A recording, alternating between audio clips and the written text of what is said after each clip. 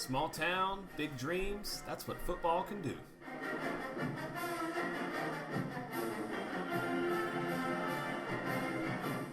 Look, I'll put it in plain fat, white, and black format. This team is not going to cover. Okay, Carr is good, but they're not from up here, so I don't want to talk about them. And yes, we are back. We welcome you in here to the Norla studios in beautiful North Louisiana.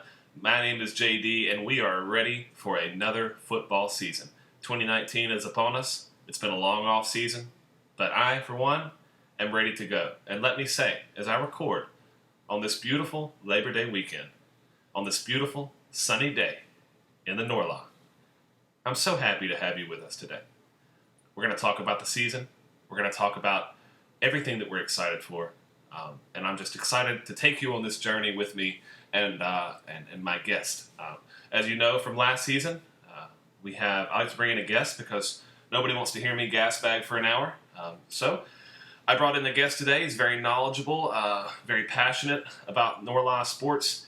And my guest today is Twitter personality Top Rat. Rat, say hello to the people. I feel fortunate to be a return guest. You know, each week there's a new guest on the show, and I feel fortunate to be on. It's a beautiful day, and it's almost September, and as I'm watching Ole Miss play Memphis, we're here, folks. It's football season, and it's going to be a long one, but it's going to be a good one, and I think we're all ready to watch. I think we are too, and it is good to have you back, Rat. It's been a long off season. How have you been? Have you been good? I've been fine. That's good. Oh well, we did bring Rat back because he's a pretty popular among the fans for some reason. I guess it's just that passion he brings to the table. Now, there's one thing we need to get straight right off the bat, and that's we are all very disappointed with how last season ended.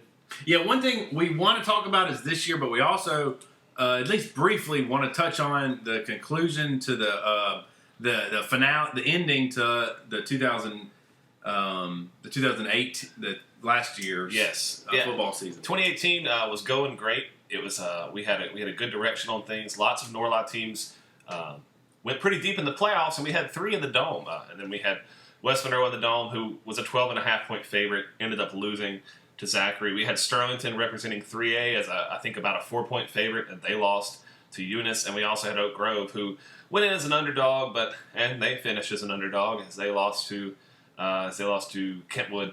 But that season is over. We have a new class of players. We have a new group of schools. Same group of schools, but the outlook on the horizon is clear. And we are ready to get things started.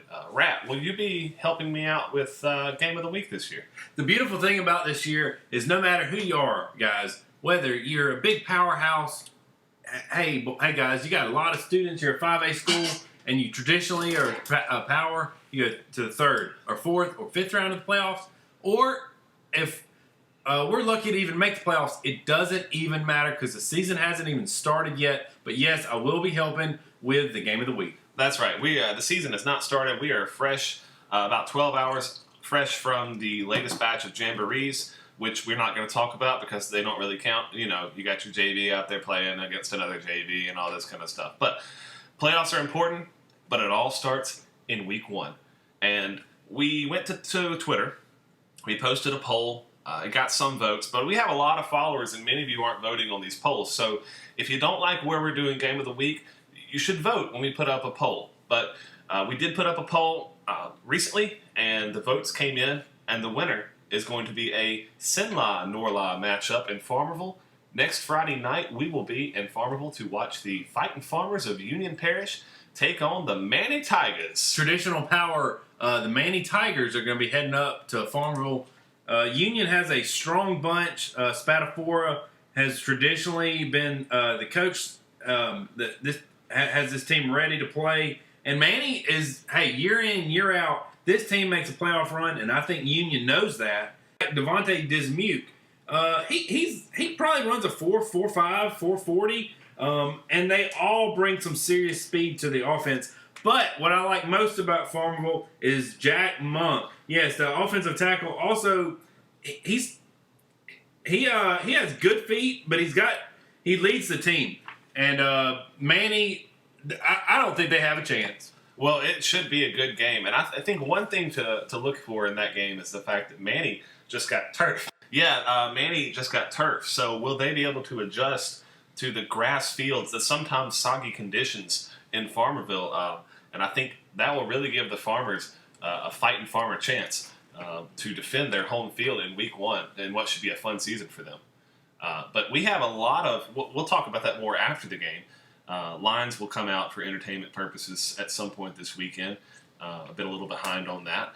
But we have a lot of cool games to look forward to this year. Manny Union, another one in Week 1 is Oak Grove traveling to Benton, and that's a long drive. That is a long drive. But before we proceed too much farther into the key critical games that are going to define this season, we do want to let our fans and listeners know we do have a assistant from a coaching position from a team in the local Norla area. He's going to be a guest on the show. We're going to have him later. So, guys, make sure to stick around and listen to everything we have to say. Yes, we're going to have our first interview later this episode, and that's really exciting. That's one of the things we want to do a little bit more often this season is interview some local coaches and get their thoughts on the teams. But yes, back to this Benton Oak Grove thing. Like, you know what I like about that game, Rat? They're playing in Benton. They're not meeting up in Shreveport. They're not meeting up in Ruston. They're not meeting up at Malone Stadium at ULM and playing at a neutral location like some of these crappy college teams. Oregon can't seem to travel all the way to Alabama, so they have to stop in Dallas and play Auburn there. That's just, it's really disgraceful. And I know I'm sorry to get so mad. I'm sorry for the tone, but I just really appreciate when these high school teams play at their actual high schools for the fans. You know, JD, what will really kill any kind of momentum, excitement about a game is when you tell them, hey, Oregon is at Auburn this weekend. Oh, man, that's going to be a great game. War Eagle, flying the Eagle. No, actually, it's at the Cowboy Stadium. Anyway, Ryan Gregory, 5th year with the team. This Tigers 2018 season, last year, it was a great... Which Tigers? Is this Benton or Oak Grove? This is not Auburn, but Oak Grove. Oh. They got runner-up. Oak Grove has to go, not only do they have to drive a long way on Interstate 20, they got to get on 17 and drive south for at least 20 minutes. That really adds to the distance. Most time you think, hey, Delhi to Shreveport, not that bad. People don't understand how far away Oak Grove is from the interstate. Yes. It's a long way out there. But the offense was as good or better in 2019 as the unit is led by one of its best 2A starters in the state, Otis Moore. Wow, this kid is special. I can't wait to watch to hear about this game, and I know it's going to be a good one. It will be a good one. Several good matchups in Week 1, but just to kind of briefly look ahead at the rest of the season, we have some really cool games. We have some SOLA schools traveling up as well.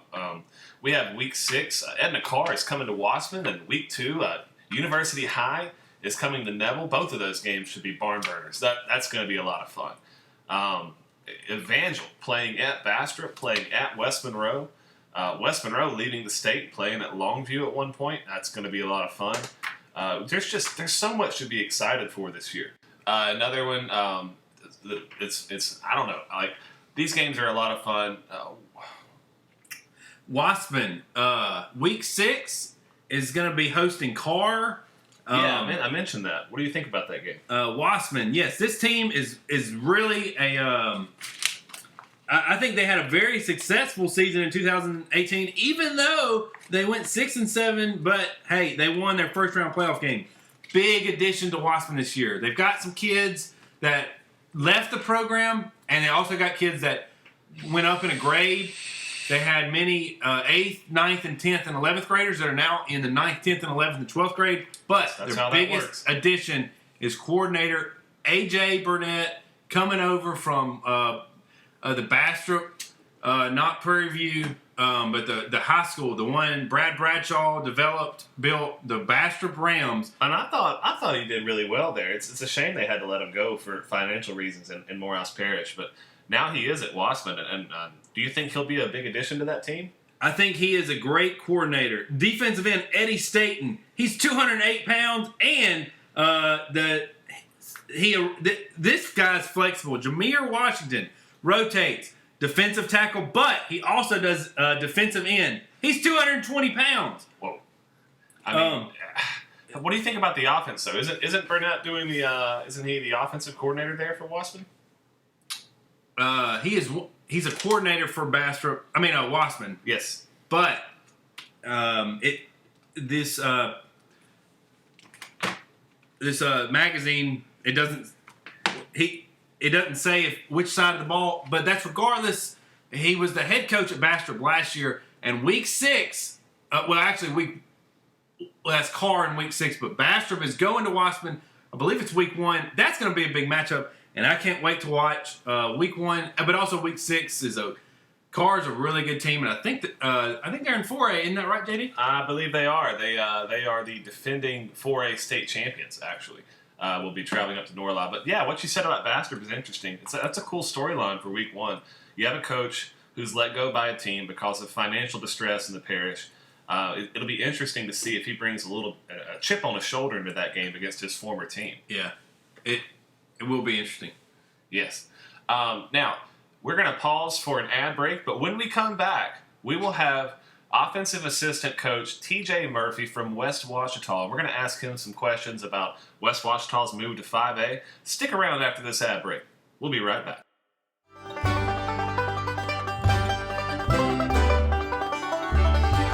Hey, this is your friendly neighbor Pete from Minden. Come on down to Pete's Pumpkin Patch. Summer is winding down and we got a fresh crop. We're going to have them ready for Halloween. Bring the kiddos out. We got a pumpkin for $5. You can get a bunch of 3 pumpkins for $15.99. So come on out and see your friendly neighbor Pete and tell him you heard about him here on Norla. And we're back from the break, and as promised, we have a special guest for you guys today. We are on the line with Coach TJ Murphy, an offensive assistant from West Ouachita. TJ, are you there? I'm there. How you guys doing? We're doing good. It's good to have you with us, Coach. We have a few questions for you concerning West Ouachita. Are you excited for the year? We are. We had the jamboree last night. It was a little warm. I think we're all ready for a little cool weather to move in. We're ready to go. All right, that's awesome. Well, look, I want to ask you first. How did you end up coaching at West Ouachita? Can you kind of talk us through your career there?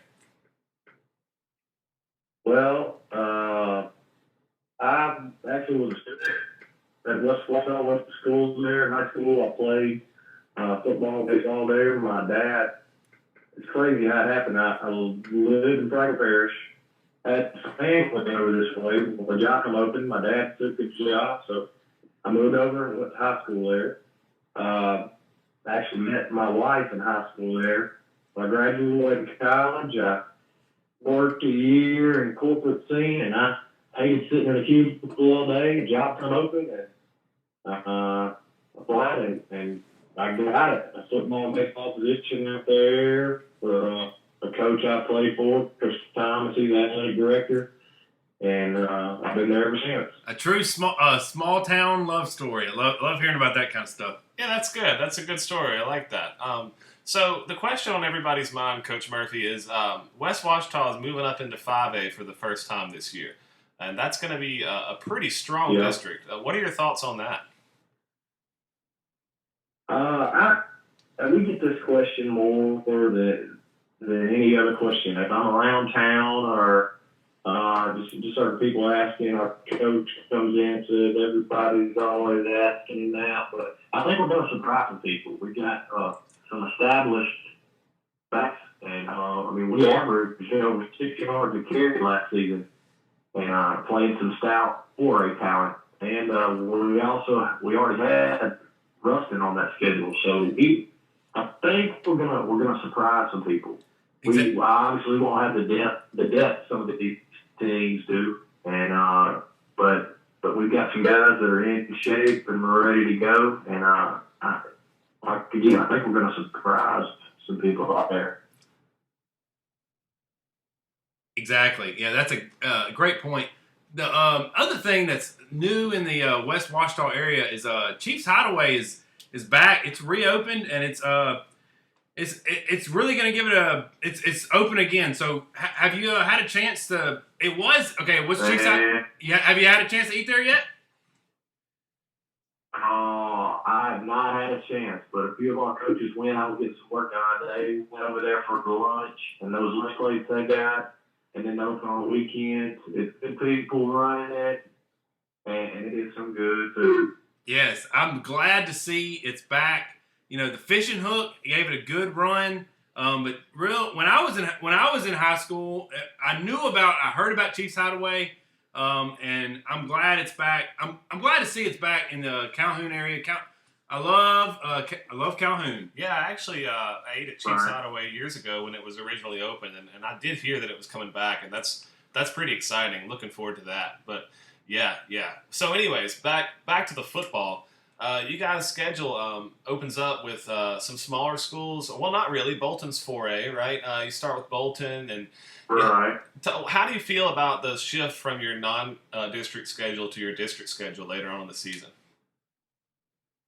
We're going to play some teams that had a few good runs and had a lot of athletes last year. Bolton, we've already got their film, and they got some athletes. Of course, they're 4A. You got Vidalian, who made a little playoff run, and they got some good-looking kids on their team. And then Jonesboro High, geez, what those guys did last year offensively, the numbers they put up, was this thing, a quarterback that could throw and could run. It's gonna be a test. All right, there's some schools that are obviously smaller than us. I mean, look at Winfield last night; they were smaller number wise, but I'm telling you, not play wise, they had some big tackles, and then their offensive guards were big kids. Coach. And, of course, they brought that dragon wing over. They got offensive coordinator from Mangum, and he's doing a good job with those guys, and they're talented to rock. Absolutely. Everybody's been watching that Mangum transfer. Coach, I had a quick question, a personal question for you, though. Yeah, go ahead. What's the hardest? We know you're a coach for the baseball team. What's the hardest transition when you go? Hey, baseball ends, but hey, summer ball is right next, and then summer ball ends. You got to go hop right into football. What's the what keeps you going? It's just a love for the game and the kids. I mean, like people think you get a summer break, but no, you don't. It's year round. As soon as one thing ends, baseball ends, you're going into weights for football. I mean, and then you're with these kids more than you are with your family, so you create a bond with them, and I think that's one thing that helps keep us coaches going. Yeah, I think all of our listeners would agree with that. I think we all have a lot of respect and appreciation for what you guys do for the kids in our area, and we really salute people like you. It's really great to hear coaches that are passionate about their students and about the love for the game, and it's good to hear, Coach. We appreciate it. So I got one more question for you to kind of wrap things up. We've really appreciated having you on today. I think we've touched on pretty much about everything. Yeah. So last thing here, for anybody coming out to watch football games at West Washita this year, like what are some things they should watch for? Are there any key players they should keep their eye on, or what do you think is really going to shock fans this year when they come to the game? Well, I'll get to the key players right after this. We just had $16,000 speaker system installed. We've got a brand new jumbotron, and that place. We've got a DJ. We got AM music out there DJing before the games, and that place is rocking. Andrew Harris. You might even want to bring. Harris and Hatton. You might even want to bring some earmuffs before you come out there. That's awesome. That's a lot of fun. Hey, you heard it here. Traditionally, the earmuffs are for the winter weather, but hey, at West Washita Sims Stadium, you might need earmuffs pre-winter because it's so loud at the games. Yeah, you guys, JD, Top Rat, y'all asked about key players. Obviously, we have Tobias Owens coming back, and he is the second back, and he also plays some linebacker for us.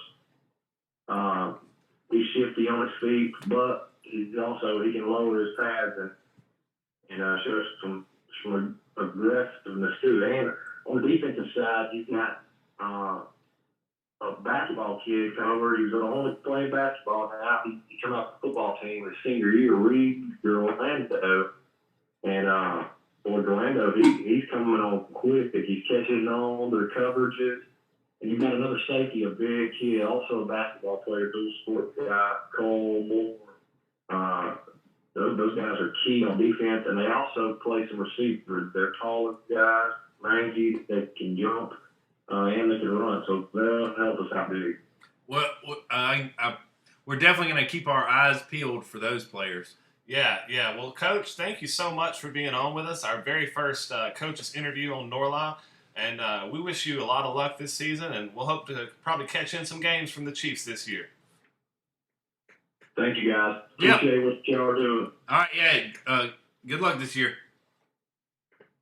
Thank you.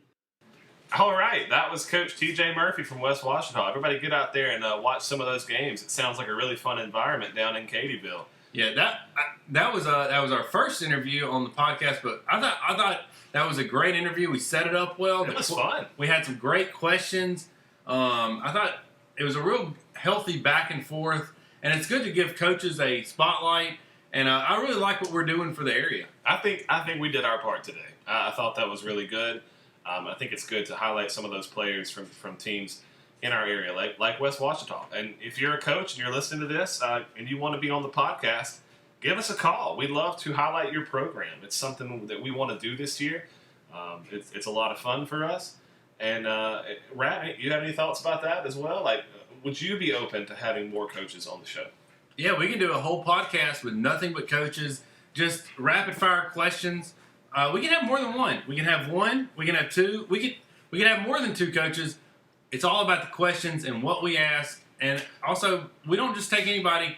We'd love to have everybody. Yeah, the questions are okay. I thought Coach Murphy did a really good job with those questions. He does a good job of representing the place he loves so well. Don't expect to come on the show and get softballs. Hey, we're bringing the heat. We're asking the tough questions. We're asking what everybody's thinking. I thought TJ did a great job. He did a great job addressing the tough questions that I think West Washita is going to have a great year this year. It's going to be tough, but they seem optimistic for sure. I thought we did a good job on the interview. Thank you, Rash. Here at Norla. JD, I want to delve into the college realm for a little bit. For any of y'all that have ESPN on the background, whether it's muted or the volume's up a little bit, I think you're seeing a trend. You're seeing a lot of players that are bouncing around. And that's their choice, but I think something happened 2 or 3 years ago because you're seeing it a lot more now. I don't know what happened. I don't pay attention to that. I don't blame the players. But it's feeling like a little bit of a free market thing. And this is just, hey, if I don't get my value here, let me get my value elsewhere. And, in the early days, if you were a backup, you just stayed a backup. And so something's happening. I don't know what, but you're seeing kids moving around every other day or every other week or so. Something's going on. I don't know if it's the NCAA or Mark Emmert or but there's a lot of people moving, and I apologize. I know that's college. That doesn't even necessarily apply to the Norlaw, but that's been going on a lot. It doesn't really apply, and so we probably shouldn't waste people's time discussing it. Nobody tuned in here for an NCAA podcast, right? So we'll just move on to the next thing here. So it's time now for a new segment that I have created in all my wisdom, called JD's Guarantees. This will be a weekly segment where I tell you the absolute truth about what is going to happen in the following week. But this week, my guarantees are about the end of the season. I personally guarantee that there are 3 teams in the Norlaw that will win state this year. They will. You don't have to question it. Go ahead and write it down in ink. You can ink it. You can tat it up.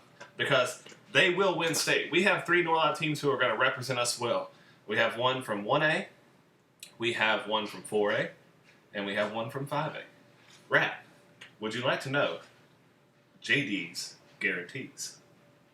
Let's hear JD's guarantees this week.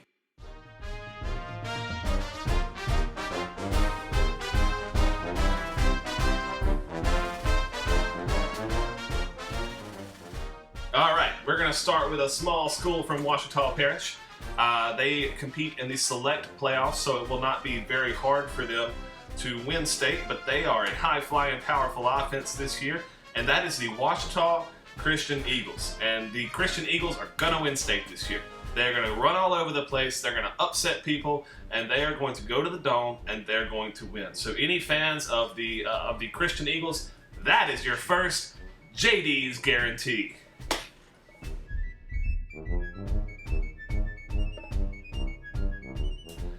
And it's time now for the second JD's guarantee. Moving into 4A, we have a team that's returning a lot of their linemen. They have a tough schedule, but they are going to fight it out. They're not going to go undefeated. They're going to lose a game here or there. But the Neville Tigers are going to win state in 4A this year. It's a tough division, but you heard it here. Neville will be your 4A 2019 state champions.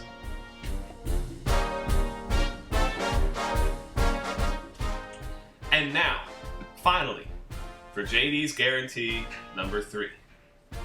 Oh, I wish I was in the land of cotton. West Monroe, you are not forgotten. Look away. Look away. Look away. Superdome. West Monroe Rebels, 5A state champs. They're going to rebound from their loss to Zachary last year. Zachary's not as good this year from what I hear from my compatriots down in the Solon. West Monroe is going to run the gauntlet. They're going to beat Longview, and they're going to win state. That is your first edition of JD's Guarantees. That was a great segment from JD. Thank you, Red. He's got some guarantees that... These are not predictions. These are guarantees. There's a difference in predictions. Guarantees are 100%. So risk infinity, it doesn't matter because it's a guarantee. We're gonna hop right into the next segment. All right, we are almost done for the day. Before you begin this, Rat, I just want to say again, thank you all for coming by and listening to this podcast today. We are so excited about the season. And normally we let Rat do a segment every time he's been on at the end. Rat, would you like me to introduce your segment, or do you have it? You can give the introduction, but Okay. I'm going to say everything that's in the segment. Well, I will introduce, and then I'll let you take it away to end the podcast, all right? Today's ending segment is Top Rat's Team to Try Today.